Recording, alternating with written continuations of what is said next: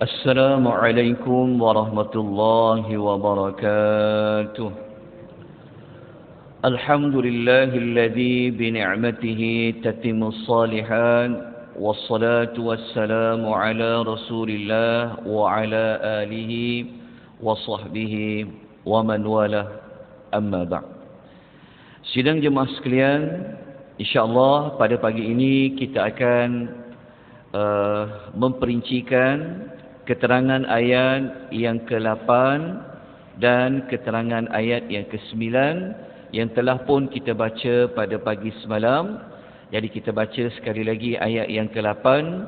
A'udzubillahi minasyaitonirrajim.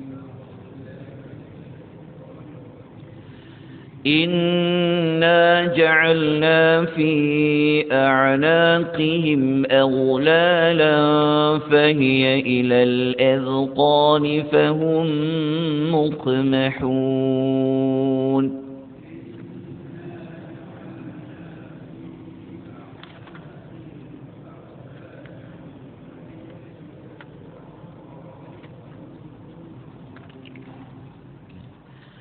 Ayat yang ke-8 adalah ayat yang berbentuk permisalan yang Allah misalkan bagi orang-orang yang kafir, orang-orang yang Allah telah tetapkan mereka itu mendapat azab. Ayat yang ke-8 ini Allah kaitkan dengan kebanyakan manusia yang tidak mahu beriman. Kenapa mereka itu tidak mahu beriman? Mengapa mereka itu telah ditetapkan azab sejak dari azali lagi? Kerana mereka telah ditutup pintu-pintu untuk mereka mendapat hidayah. Bukan bermaksud mereka sebelum itu tidak pernah mendapat hidayah. Tetapi Allah telah menghantar Rasul. Allah telah menurunkan ayat-ayat Al-Quran. Ayat Quran itu pula telah dibacakan. Tetapi mereka telah meninggalkan peringatan yang diberikan oleh Nabi SAW sampai satu ketika maka Allah Ta'ala menutup pintu-pintu hidayah tersebut. Jadi bagaimana pintu hidayah itu telah ditutup oleh Allah, maka Allah datangkan dalam bentuk permisalan. Jadi permisalan yang pertama ayat yang ke-8 Allah menyebut bahawa di tangan-tangan mereka ini telah dipasang belenggu. Aghlala bermaksud adalah belenggu. Yang mana belenggu itu, tangan-tangan itu Allah kata kami telah memasang belenggu dari kedua-dua tangan mereka hingga ke leher mereka. Maknanya kalau kita tengok gambar ini ada belenggu yang sampai ke leher. Menyebabkan apabila tangan itu dibelenggu sampai ke leher mereka, maka dagu mereka ini telah menjadi apa? Naik ke atas. Maknanya dagu ini jadi terdongak ke atas. Tangan dibelenggu sehingga ke leher, menyebabkan leher itu terdongak ke atas. Apa maksud permisalan ini? Kita telah sebut pada pagi semalam, seperti mana kata As-Sa'di dalam tafsir Al-Karimur Rahman, kenapa dagu mereka ini, leher mereka ini boleh jadi terdongak? Kerana kuatnya dan besarnya belenggu yang ada pada leher mereka. So, kalau leher itu, dagu itu sudah terdongak ke atas, menyebabkan mereka tidak dapat untuk menundukkan kepala. Apabila dagu sudah, kalau kita baca pada ayat tu, apabila dagu sudah naik ke atas, sudah mendongak ke atas, maknanya kepala tu dah tak boleh nak lagi tunduk. Tak boleh lagi pandang ke bawah dah. Sebab apa? Sebab sudah ada belenggu yang telah diikat di kedua tangan sampai ke leher. So mereka tak boleh nak tengok ke bawah dah. Okey, itu permisalan dia. Seumpama kenapa kepala mereka dah tak boleh tunduk ke bawah? Kerana sudah ada belenggu yang kedua tangan tadi menyebabkan dagu mereka terdongak ke atas. Okay. Maksud permisalan ini telah diterangkan oleh Dr. Wabah Az-Zuhairi dalam Tafsir Al-Munir. Beliau mengatakan di sebalik dagu yang telah terdongak ke atas tadi itu, kepala yang telah terdongak tadi adalah gambaran mereka yang tidak mahu sedikit pun melihat kebenaran. Sebab ini adalah permisalan. Di sebalik permisalan itu sebenarnya realitinya sewaktu mereka ini didatangi oleh Nabi Muhammad SAW. Realitinya semasa ayat Quran itu dibacakan dalam bentuk memberikan amaran ancaman, mereka buat tak tahu je. Kepala mereka ni, mereka buat seperti mana tak nak mengambil kisah, tak nak mengambil indah, mereka tak nak tengok langsung kebenaran itu. Jadi Allah Ta'ala pun sampai satu ketika, Allah Ta'ala pun tutup peluang itu untuk mereka mendapat kebenaran, untuk mereka dapat hidayah. Allah Ta'ala tutup pintu hidayah itu. Allah tak benarkan lagi mereka mendapat sebarang hidayah, seolah-olah mereka itu kepalanya sudah mendongak ke atas. Allah dah tak bagi dia dongak dah ke bawah. Maksudnya Allah Ta'ala tutup pintu hidayah itu. Kenapa Allah buat macam tu? Bukan kerana Allah zalim, tetapi mereka yang memilih untuk tidak mahu melihat langsung kebenaran itu ketika mana Allah memberikan peluang yang banyak kepada mereka. Bertahun-tahun Nabi Muhammad SAW memberikan peringatan. Okay. Ayat yang ke-9, Allah datangkan lagi permisalan yang berikutnya, permisalan yang kedua. Dia masih lagi berkaitan dengan isu pintu hidayah itu dihalang oleh Allah. Okay, kita baca ayat yang ke-9 dalam nota bercetak muka surat nombor 85. A'udzu billahi minasy syaithanir rajim.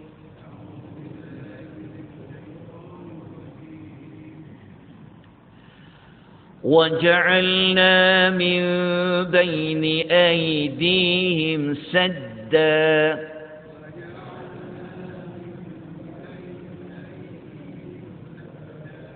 وَمِنْ خَلْفِهِمْ سَدًّا فَأَغْشَيْنَاهُمْ فَهُمْ لَا يُبْصِرُونَ.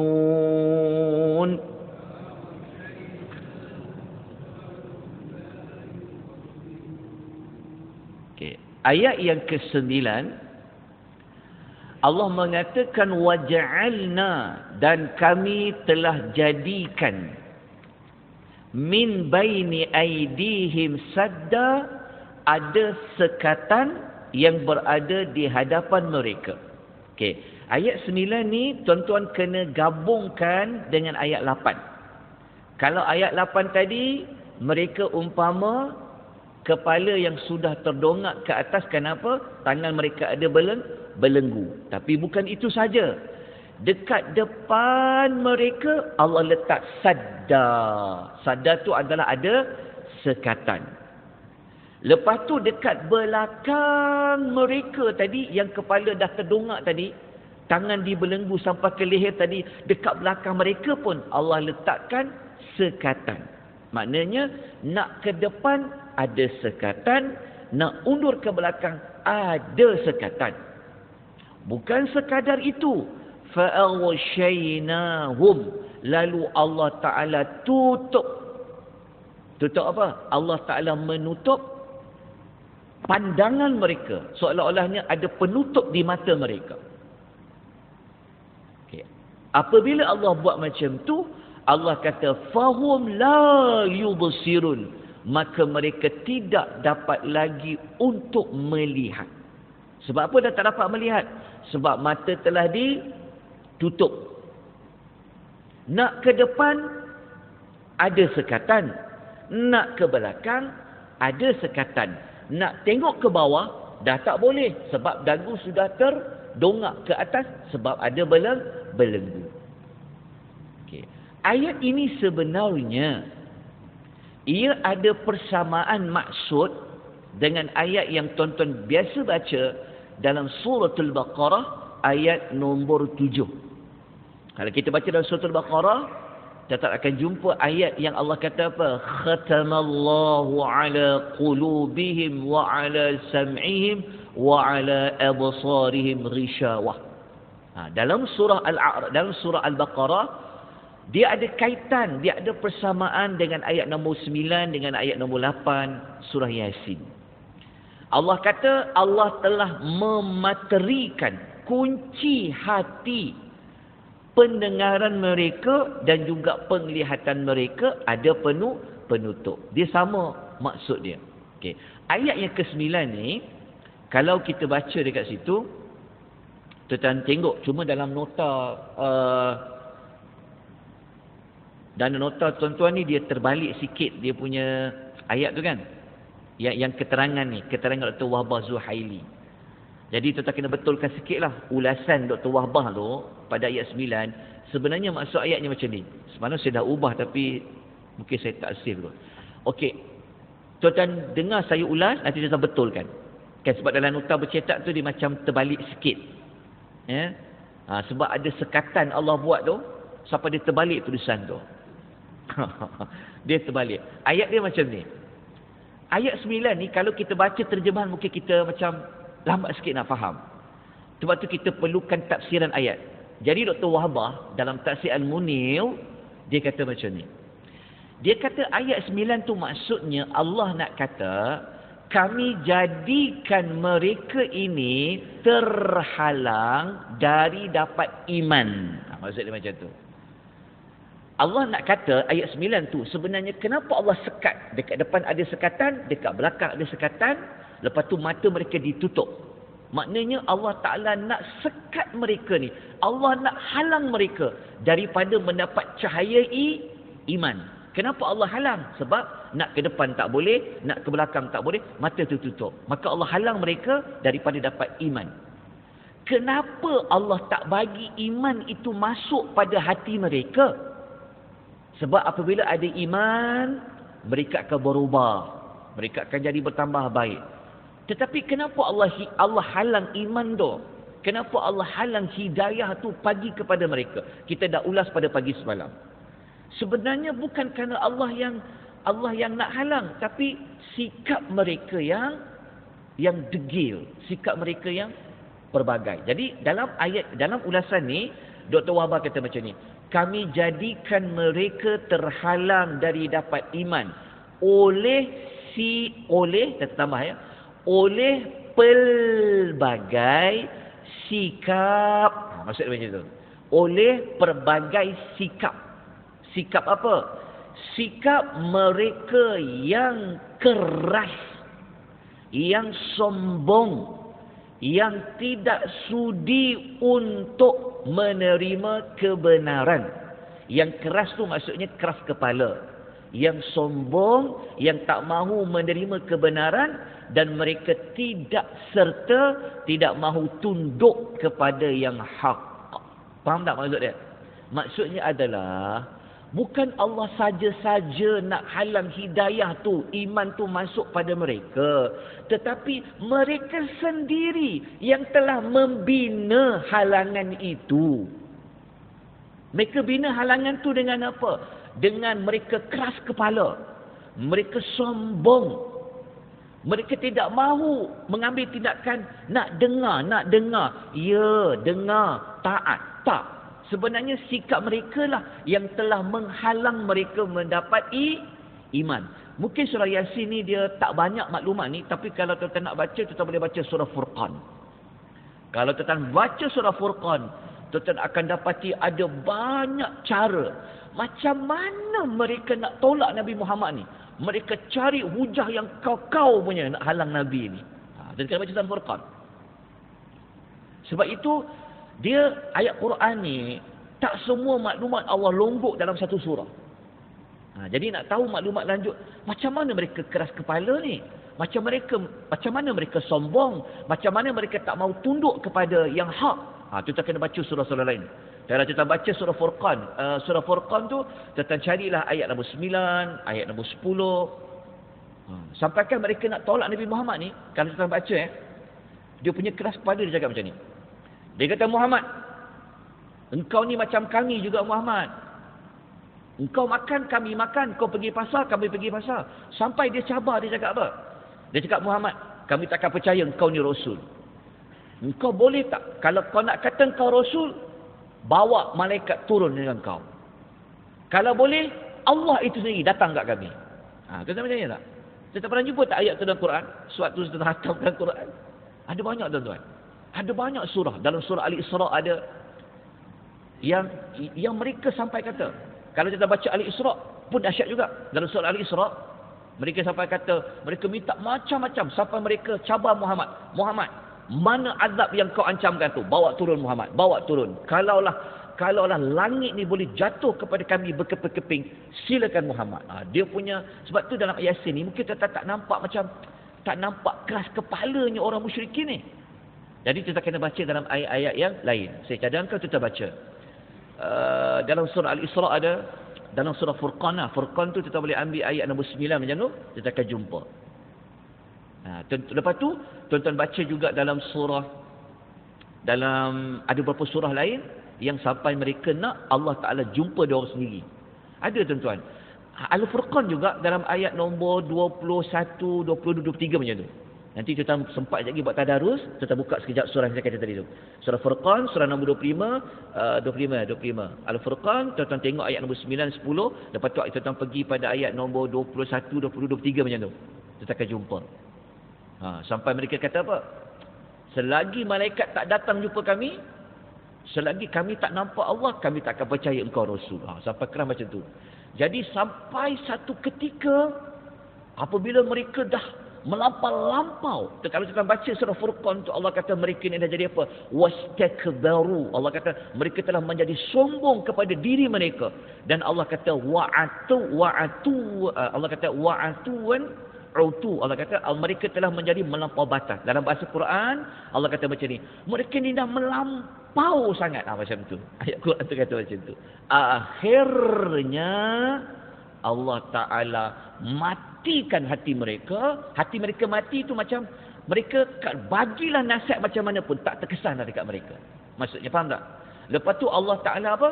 Allah Ta'ala telah tutup pintu hidayah bagi mereka. Itu yang cara Allah nak halang mereka dapat hidayah tu. Allah datangkan bentuk perumpamaan. Mereka dah tak ada peluang dah nak dapat hidayah tu. Tak ada peluang tu, Allah telah datangkan pemisalan seolah-olah kepala mereka ni dah tak boleh lagi nak jadi taat dah. Tak boleh nak tunduk dah. Tak boleh pandang ke bawah dah. Sebab apa? Sebab sudah ada belenggu di tangan. Okey, belenggu tu sangat besar dan kuat. Dan Allah tak nak bagi mereka ini dapat hidayah dah.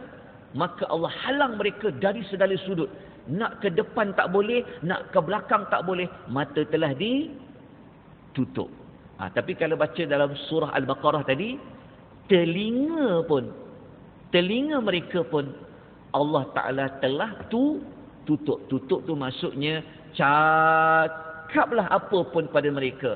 Telinga mereka ni seolah-olah masuk sebelah kanan, keluar sebelah kiri. Kita selalu guna perumpamaan tu kan. Maksudnya telinga tu dah tak ada faedah dah. Allah bagi telinga ni untuk dengar nasihat, untuk dengar orang baca Quran. Allah bagi peringatan, tapi seolah-olah macam dengar je tapi tak bagi manfaat. Tu bahaya. Macam tu juga mata. Mata ni kita boleh gunakan dengan melihat kebesaran Allah, kehebatan Allah. Tetapi mereka ni ada mata tengok tapi macam tak bagi kesan kepada mereka. Nanti tuan-tuan akan jumpa dalam surah Yasin. Dalam surah Yasin nanti kita akan jumpa macam mana mereka ni ulang-alik berdagang. Mereka lalu tempat kaum Samud, mereka lalu tempat kaum Ad, mereka lalu tempat kaum Lut, tapi mereka tak berubah. Sebab apa? Sebab Allah telah tutup mata mereka ni daripada mereka mudah mereka terkesan nak mendapat iman. Jadi ayat 8 dan ayat 9 ini adalah dua permisalan yang menunjukkan bagaimana Allah menghalang mereka daripada mendapat hidayah. Bukan kerana Allah itu yang lakukan, tetapi mereka itu atas pilihan mereka yang telah menyebabkan Allah menghalang mereka daripada mendapat hidayah. Okey, apa pengajaran dia tuan-tuan dan puan-puan? Nombor 1, kita dapat belajar 2 ayat pada pagi ini ialah sesungguhnya orang yang telah dihalangi untuk mendapat hidayah, mereka tidak akan dapat menolak ketentuan tersebut. Sebab tu kalau Allah tetapkan si fulan bin si fulan, satu kumpulan ini tutup peluang dia dapat hidayah, maka tak ada siapa lagi boleh menolak. Itu yang kita selalu dengar orang kata apa? Sesiapa yang telah mendapat hidayah, tiada siapa yang boleh menyesatkan. Betul? Sesiapa yang telah disesatkan, tak ada siapa boleh memberikan hidayah. Itu yang perkataan may yahdihillahu fala mudhillalah wa may yudlil fala hadiyalah. Itulah pengajaran yang pertama. Pengajaran yang kedua, pintu hidayah ditutup kerana ada sebab. Sebab apa? Sebab mereka menolak sekeras-kerasnya peringatan yang telah disampaikan. Okay. Tindakan yang kita kena ambil berdasarkan 2 ayat ini satu saja. Saya bagi contoh satu saja ya. Bukan bermaksud tak ada tindakan 2, 3 dan 4. Tetapi kesimpulan satu saja, iaitu kita kena cepat-cepat kita beriman kepada Allah. Kalau sebelum ni kita rasa macam banyak songeh sangat, kita macam banyak sangat pertikaikan Islam ni, banyak sangat mempertikaikan agama ni, kita bimbang kalau duduk degil lagi, keras kepala lagi, sampaikan ada orang dia kata, nantilah kan. Kita kata, berubahlah, umur dah berapa dah? Ni, umur dah masuk 40-an ni, contoh. Ni, semua ni 40-an lagi kan?